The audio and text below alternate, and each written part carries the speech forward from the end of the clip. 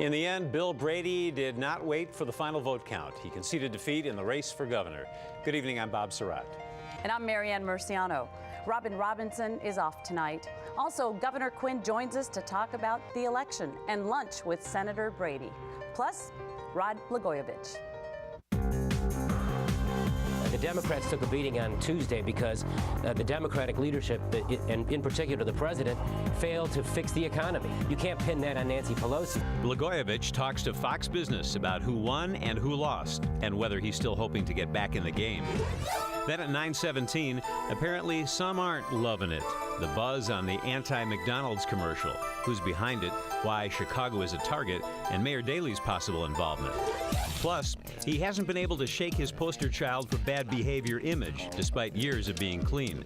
Tonight, around 9:41, Richard Roper talks about Robert Downey Jr.'s new movie and troubled past. Stay right here for a special Friday edition of Fox Chicago News. First, though, Bill Brady has ended his quest to be governor. It happened this afternoon with a concession call to Governor. It's been a long time since Governor Quinn has had a weekend to relax. He seemed happy and relieved when he came by our studios tonight. We asked him how it felt to come back from being an accidental governor to winning a full term. I think anytime you run for election and you win the election, it's sort of a mandate from the voters. Maybe we can solve all the problems of Illinois over soup. Well, all the people of Illinois hope you can solve the state's problems. And good luck. Congratulations. Congratulations. Nice to see you. Thanks for being here. Well, thank you. Thanks a lot for the opportunity to visit. I wish you guys well. You reunited on the anchor desk. I think that's great. In your previous segment, you had the song Return to Sender with Elvis. That was in the movie Girls, Girls, Girls, filmed in Hawaii, and his co-star was Stella Stevens. The anchors then cut Blagojevich off before he had a chance to start singing Elvis songs. Probably a good thing. Don't I know you from somewhere? Have we met? Yeah. It's been 10 years. Yeah, it's been a long time, and apparently Bill and Walter were tied up at Channel 2, so they brought this anchor team back together again. Yeah, the last time you were on television. May 11th of the year 2000, I left here and went straight to the hospital and had a baby. Yes, I recall that. And you have never... fat. I was so fat. You were in the family way. You've never been on HD television before. I haven't. This is the first. There was barely color when we did the morning show together. Right. But by the way, I must say, I don't know if you've looked at the monitor. You look tremendous in HD. I have no Do you want to idea see what yourself? I look like. Yes, yeah, I'd take like a look. to, yeah. Sean, put the shot up, the close-up of Marianne. Look at how high definition works. It's tremendous. Coming up. I love HD. Next on Fox Chicago News. Apparently I had Bozo's makeup by mistake that morning. That was back in the day when you had red hair. How did we get? Did we actually get President Carter to wake up early and come in there he to is, the studio? On the Fox Thing set. I actually threw a 16-inch softball to him. Remember that? And then he asked you if he could keep it. Right. It's in plain somewhere. Yeah, and I think I may have broken the finger of a former president of the United States. Now, that campaign worked for a while. It was 7 years. It worked for about 7 years, and that was it. Well, yeah, and then...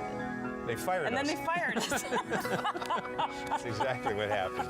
Remember the fights about that campaign. I'm surprised it didn't happen then. All right, because you have such great advice and you know how to get to people, I need to ask you a couple of things about Bob. I like to make healthy foods, and he could live on bread and pasta. How do I teach him how to eat better?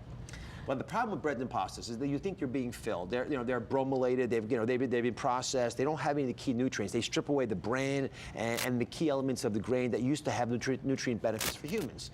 So the problem with all those white foods, and they include, by the way, white sugar and the white rices and the white pastas as well as the white grains, is that your brain sees that you're getting calories, but your brain doesn't care about that, Bob. Your brain cares about nutrients, and the body processes nutrients. And if you don't get the nutrients you need, it's going to want more of that junk. It'll deplete your energy. It'll wash you out. As white as that bread is, that's how your insides will look. Have you ever tasted a McRib, Dr. Oz? Yeah, I bet they're good, but I'm not going there. He probably hasn't. You're always saying that being healthy is not just about food. It's about mind, body, and spirit, and having a good relationship and being happy. How do you actually train a man?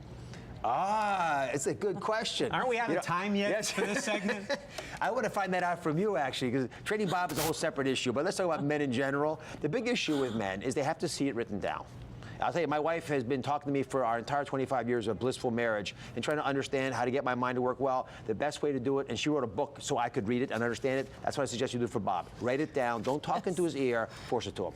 All right. We do have to go now. I'm sorry we don't have time for more of your questions about me. Oh, how I hate to get up in the morning. Oh, how I'd love to remain in bed. Good morning, fellow Chicagoans. I am proud to be the first guest announcer on Fox Thing in the Morning. Wake up, sleepyhead. I'm Kathy Ireland, your Fox Thing in the Morning guest announcer. I'm the big man, Clarence Clemens. Starting off the show this week, it's time for Fox Thing in the Morning. Yes, it is I, Larry Lujek, and what an honor and a privilege it is being this week's guest announcer on Fox Thing in the Morning. Good morning. I'm Ernie Banks. Hi, I'm Hugh Hefner. Slip into something comfortable with Fox Thing in the Morning. It's 7 o'clock. Time for Bob and Marianne. Who? Could I have a couple of O's and a few I's, please? Fox Thing in the Morning wins again. And now our next two contestants, Bob and Marianne. Good morning, Chicago. Here's Bob and Marianne. That's tough. Get up anyway. You know, when they cut off my Oscar acceptance speech, I didn't get to thank two very important people, Bob and Marianne. Welcome to Fox Thing in the Morning. I'm Governor Jim Edgar. Now see if you can guess which one of the two people you're about to see will never be pardoned by the great state of Illinois. It's me, George Foreman, and it's time to wake up. These are my two sparring partners, George Surratt and George Marciano. And this is Fox Thing in the Morning. Haven't you always wanted to wake up with somebody that wears a skirt and carries a spear? You have? Well, are you in luck? Because here's Marion and Bob. That was back when we still liked Mel Gibson. Remember? Yes. And we talked to him. That was amazing that all those people actually did that for us. We have a montage of the people who said no and rejected us coming up. Look, following Mel Gibson, the Christmas tree going up. I don't know if that's right, but that's Daily Plaza tonight. Wow. And it's a bit chilly. Marianne, you put on a lot of weight back then. It hurts to look at that. And moments later, I went to the doctor and I sat in his office and I said, I'm not leaving here until you take this baby out. And the baby was born the next night, right? Well, that night.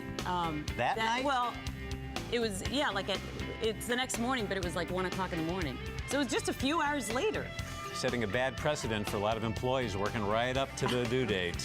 And isn't that a clever look how segue? Fat I looked. Yeah, watch this. Jeez. A new movie out this weekend featuring... Well, I'm going to do the same thing I did when we were on together in the 90s. I'm going to ignore what we're supposed to talk about and say, first of all, Yes. when did you have Monica Lewinsky as your co-host? I didn't see that show. And also, did I hear Dr. Oz say that smoking is bad for you? What kind of a doctor is he? Where did he get it? Where did he went to medical school to tell us smoking was bad for us? And as okay, now what do you want to talk about back in the day You're listening about too this closely. movie. This movie, what I've seen of it reminds me of that. What was that? The buddy picture, the traveling picture with John Candy. Planes, Trains, and Automobiles. Steve Martin, was it? Yeah, this is sort of an homage to that, a little harder edge to it. All right, tell me what to see tomorrow night. What you should see tomorrow night is Fair Game with Naomi Watts and Sean Penn, inspired by the real true story of Valerie Plame and Joseph Wilson. I want to see that. Naomi Watts in particular is going to get an Oscar nomination. It's a really strong film. Much better actually than Due Date. Great to have you with us on this night, Richard. I remember when we were three crazy kids with a dream, and some of those dreams came true, and some of them turned into nightmares that plunge us into deep therapy. Talk about a fantasy movie. Hey, look at that. Oh, that's good. Nice picture of you. All it's right. my son, Chip. Good to have both of you here tonight. Thanks, Richard. And you can read Richard's columns weekdays in the Chicago Sun-Times and hear him on the radio. How did I let you out of the house with that shirt? I know, you got rid of it not long after that, though. And Harry, of course, hey, sweetie, come a little closer. Yeah, come a little closer, sweetie. There was a lot going on there, believe me. Yeah, Dan knows all about that.